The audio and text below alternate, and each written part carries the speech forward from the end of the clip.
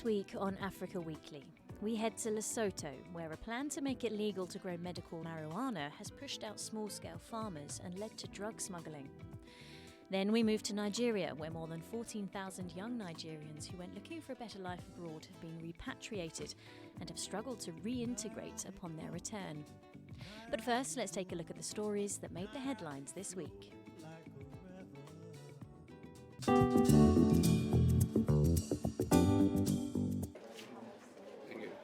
Botswana's incumbent president, Mokgweetsi Masisi, has won a 5-year term in the country's elections, which saw his ruling party secure more than 51% of parliamentary votes. The 58-year-old first became president in April 2018. And even before the results were announced, Masisi was confident about victory. I feel elated and liberated. I feel good. Mr. President, are you certain about victory? Are you certain about victory? Of course. It's as axiomatic as the sun rising in the east and setting in the west. We're going to win. Polling generally proceeded smoothly across the vast but sparsely populated country of 2.2 million people, which is seen across Africa as a beacon of democracy.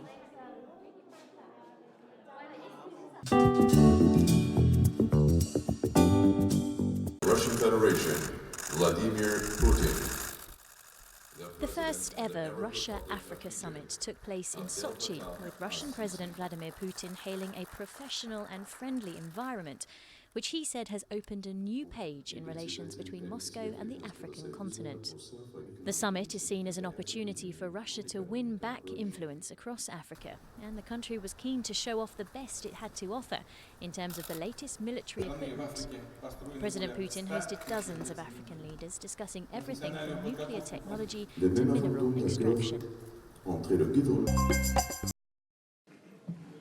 Tunisia's new president, Kais Saied, took the oath of office during his swearing-in ceremony at the Tunisian parliament in Tunis, following his surprise election victory.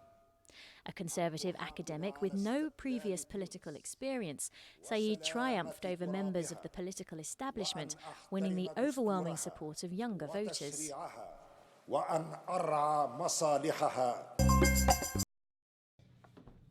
Edward Singate, a former army officer who played a key role in the state coup that saw Yahya Jammeh take power in Gambia in 1994, going on to serve him loyally for 13 years, admitted his responsibility in the arrest, torture and execution of suspected opponents. British-born Singate held a number of top government positions, including that of Defence Minister under Jammeh, who fled the country in January 2017 after losing presidential elections and initially refusing to step down.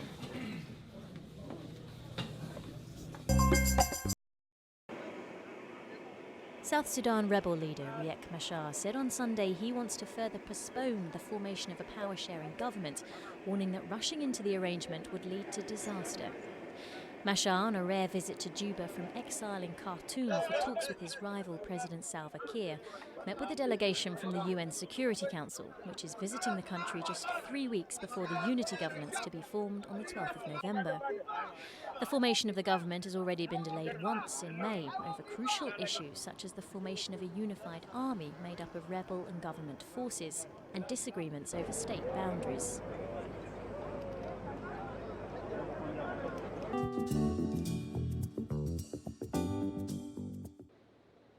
Medical marijuana, a $150 billion global industry, and the small landlocked kingdom of Lesotho is hoping to get its share of the so-called green gold rush.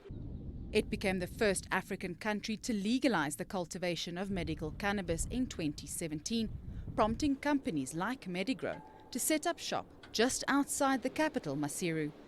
Government support and great weather for growing weed makes the mountain kingdom ideal for this business. I think Lesotho is great in the sense that it's very untouched. So the air you breathe here is clean.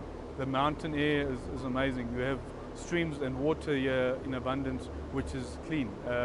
And so the conditions are favorable for growing cannabis, definitely. In a country with a struggling economy, medical cannabis is seen as a way to boost employment and revenue. But a license to trade legally costs about $33,000, a price small-scale farmers just can't afford. Matiba Tamai, a fruit farmer outside Maseru, wishes he could benefit from the booming cannabis market. Most of the people have been living from marijuana, but illegally. So we were hoping that this will be an opportunity for them to farm it legally now and try to improve their lives. So if they don't get that opportunity because of finance, I think it's a little bit not fair for the people. In a country where marijuana has always been traditionally cultivated, many are still forced to smuggle it across the border into South Africa. It is a dangerous activity, but my children survive because of this. They can have clothes and food, but I can die from smuggling. The UN estimates that the illegal trafficking of cannabis is the third largest form of income in Lesotho over the last decade. But at this stage, legislation prioritizes foreign companies, largely excluding the local farmers from an industry expected to be worth around $270 billion in less than 10 years.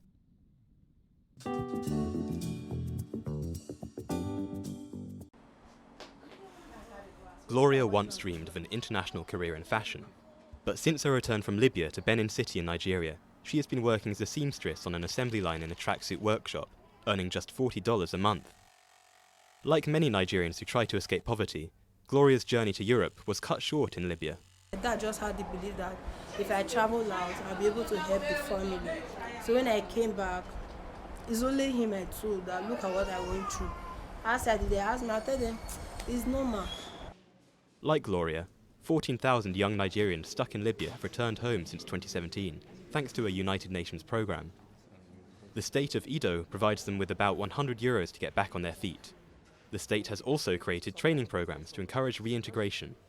It's a priority for us to give returnees and young people that could be potentially migrating jobs and opportunities that they are interested in, things that they would like to do, and not just things they would like to do. We don't want them just engaged.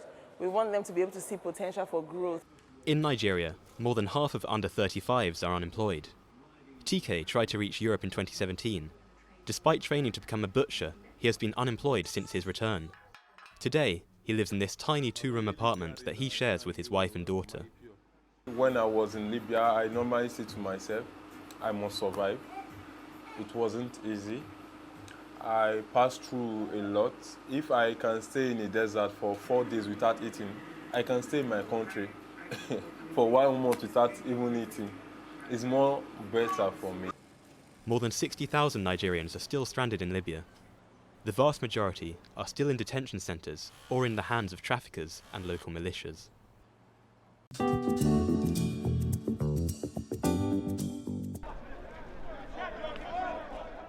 And finally, as Wales train ahead of their World Cup semi-final against South Africa, South Africa's assistant coach has been talking about Makazole Nampimpi, the Springboks star winner who scored 2 tries in the quarter-final victory against Japan. So when we invited him into our camp last year, we knew that what we're dealing with. We just wanted to make sure that we give him the best possible support to make sure that we improve his game. As you can see now, after it's been 16 games that we've played since last year, and then he has developed as a player. South Africa face off against Wales on Sunday. That's all from us at Africa Weekly. Until next week.